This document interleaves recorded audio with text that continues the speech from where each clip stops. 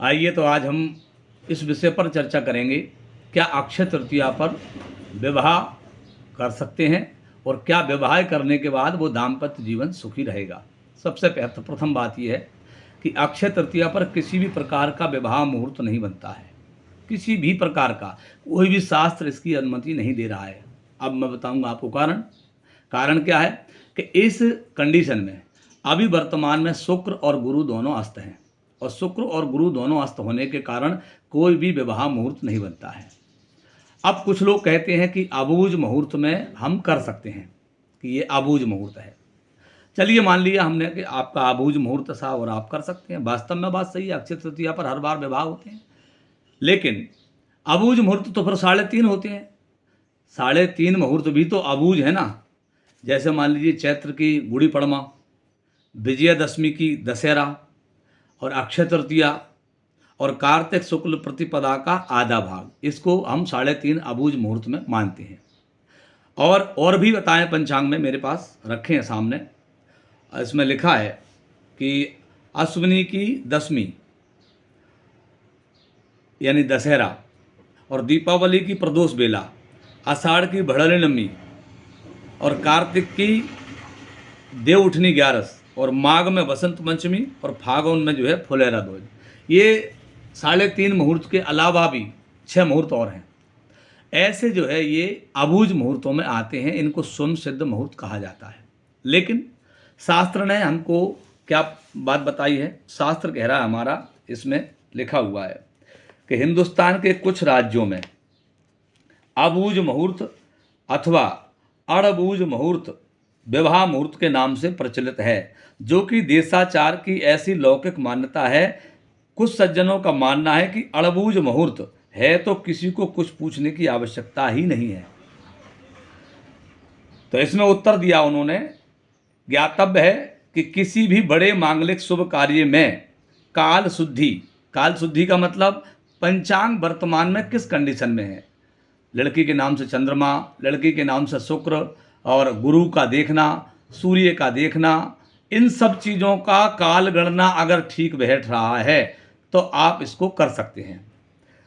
अब इसमें लिखा है, ज्ञातव्य है किसी बड़े मांगलिक शुभ कार्य में काल शुद्धि, गुरु शुक्र का उदय परम आवश्यक है, जबकि इसमें गुरु शुक्र दोनों अस्त हैं, इसलिए विवाह मुहूर्त किसी भी स्थिति में नहीं बन सकता।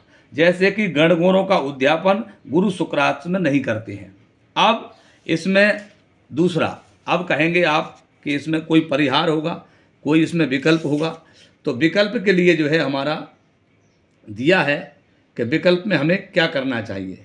विकल्प में बताया है कि अगर मान लीजिए आप अक्षय तृतीया पर विवाह कर रहे हैं तो शुक्र और गुरु की शांति कराएं, फिर उनका जाप कराएं, और जाप कराने के बाद ही विवाह का कार्य आप करें। ऐसा हमारे पंचांगों ने हमको निर्देशित किया हुआ है।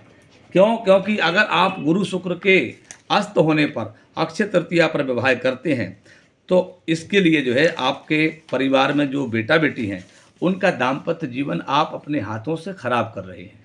इसलिए निवेदन है कि अक्षय तृतीया पर किसी प्रकार का विवाह मुहूर्त नहीं बनता है शुक्र और गुरु के अस्त में, यहाँ लिखा हुआ है।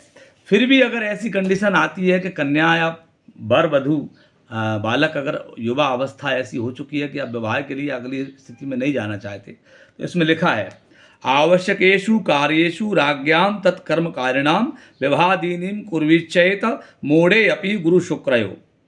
कब करना है इसको? आवश्यकेषु कार्येषु, आवश्यक अति आवश्यक स्थिति में जो है ये काम करें। आप क्या काम करें? ये काम करके आप करें, पंडित जी की तलाश करें, पंडित जी से इसकी शांति कराएं।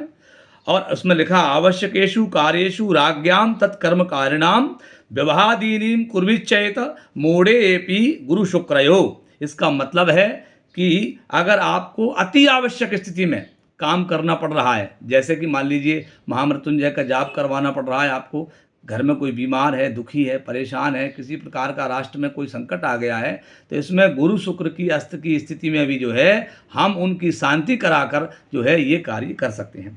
तो इसमें लिखा है, आवश्यकेषु कार्येषु राज्ञां तत्कर्मकारिणाम विवाहादीनीं कुर्वीच्चेत मोड़े एपि गुरु शुक्रयो। शांति कब करना, क्या करना है इसके लिए हमें?